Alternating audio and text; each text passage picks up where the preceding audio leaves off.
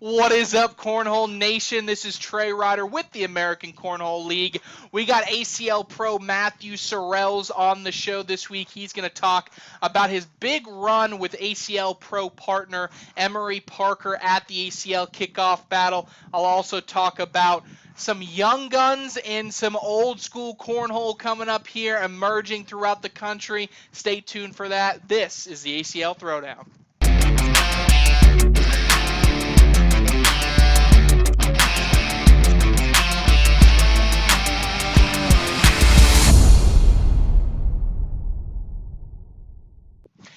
Yes, like I said, we are going to have ACL Pro Matthew Sorrells on the show this week. He's going to talk about his second place finish and good run with ACL Pro partner Emery Parker at the ACL Kickoff Battle. So it's going to be a great conversation with him.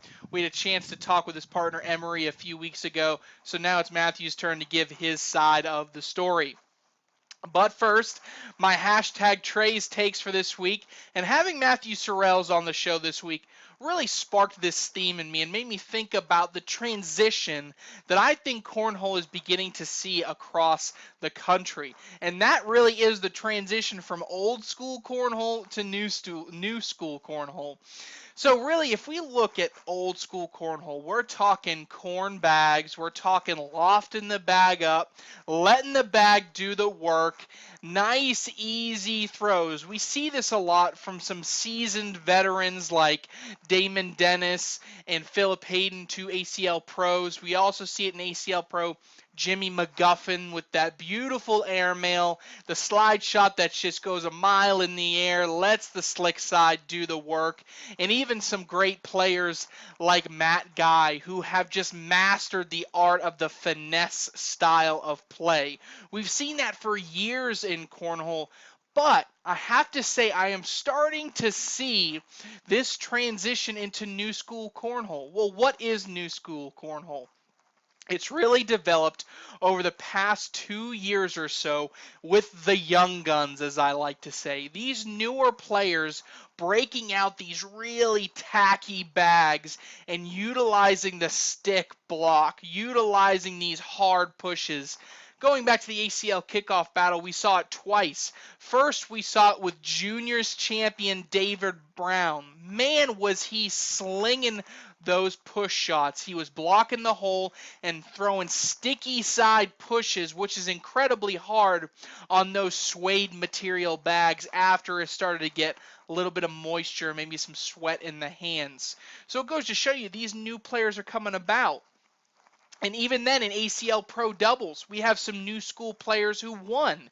You got guys like Jordan Kamba and Derek King who make a living off of setting up the block and then pushing or airmailing afterwards. They were using those sticky suede bags again and were able to go through a field of stacked ACL Pro competitors in order to get there.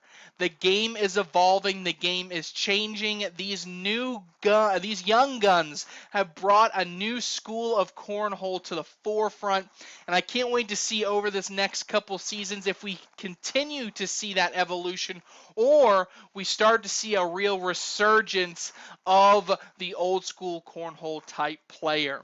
It's interesting to see how it plays out for the rest of the season. But in the meantime, let me know your thoughts. Is cornhole still in that old school state, or has it been taken over completely by the young guns and the new school hard-throwing players? Let me know your thoughts. Drop a comment, share this video, and we'll see what you guys think. That's enough talking from me about my hashtag Trey's takes. Let's get to the conversation with ACL Pro Matthew Sorrells and see how happy he was with his finish in Florida and how much he's looking forward to the rest of the season. ACL Pro Matthew Sorrells joining me on the show this week. I am pumped up. I've been looking forward to this one, Matthew. I'm finally glad I was able to get you on the show. Coming off that huge second place finish at the ACL Kickoff Battle down in Fort Lauderdale. Matthew, first of all, thank you for coming on the show. Second of all, what was it like to have such a big finish at that ACL Kickoff Battle and to get your first ever appearance on that ESPN show? Thanks for having me, Trey, and it felt absolutely phenomenal to get on the big stage. I think every team sets that goal at the beginning of the year, and I mean, it feels great to have got that goal achieved this early in the season, and I mean, I couldn't ask for anything more except one more win.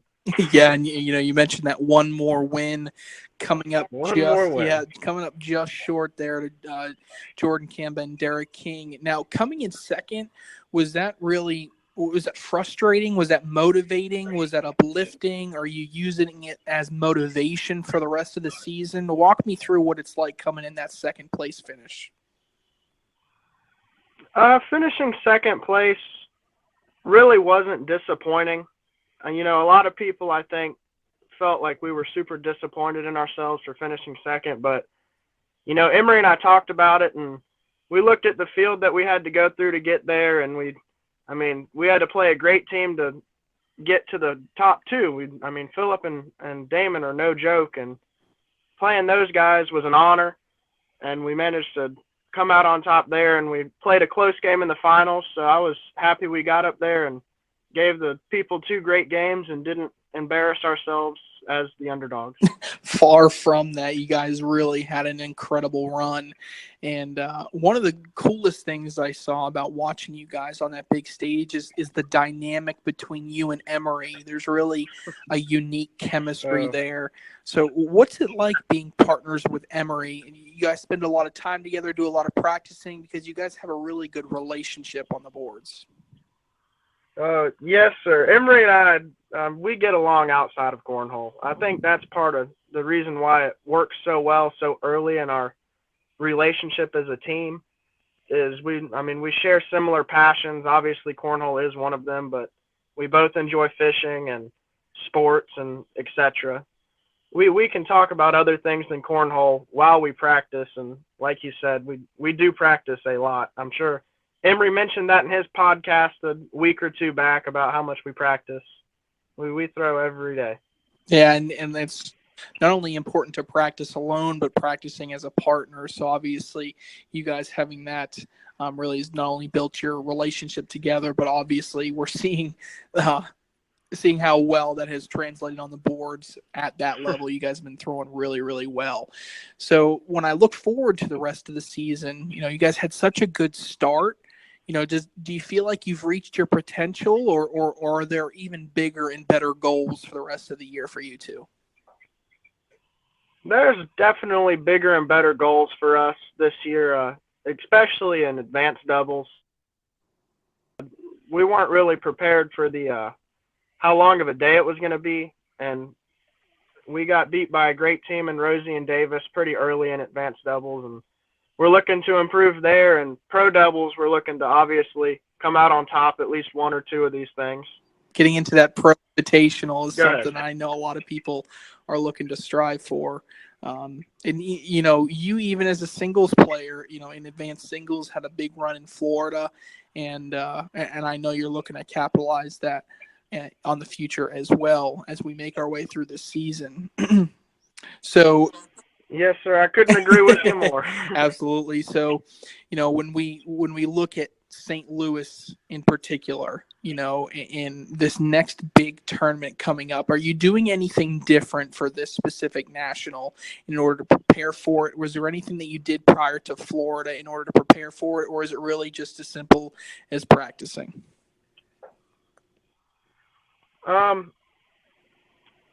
Sadly, I hate to say this, but it's just about as simple as practicing. I guess what we do a little bit different is Emory and I begin to throw a lot more together. We throw together, probably 3 or 4 times a week, but about 2 weeks out from each national, we'll start throwing every single day for about an hour and a half, 2 hours a day together just to prepare. When you're playing players like Jordan and Derek, you really can't take any time off. Yeah, and I don't doubt that for a second. But I know you always have a good time with it. It was pretty cool to see on the ESPN stage, still under all that pressure to be able to crack some jokes with Emory across the way. So I know everybody at home truly appreciated that. But anyway, Matt, that is all the time that we have this week. Thank you so much for coming on the show, sitting down, chatting with me, and good luck the rest of the season. And obviously, in a couple weeks here as we travel to St. Louis. Yes, sir. Thanks for having me.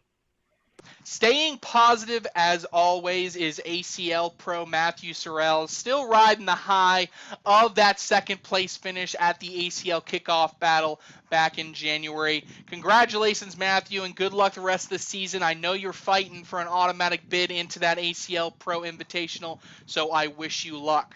If you enjoyed this ACL Throwdown and want to watch some others, or you just want to watch some additional video content through the American Cornhole League, you can go to watch.iplayacl.com and check out the ACL Digital Network. It is your one-stop shop for all things video and all things cornhole, so make sure to check that out. That's all the time we got this week for the American Cornhole League. This is Trey Ryder. We'll see you guys next week.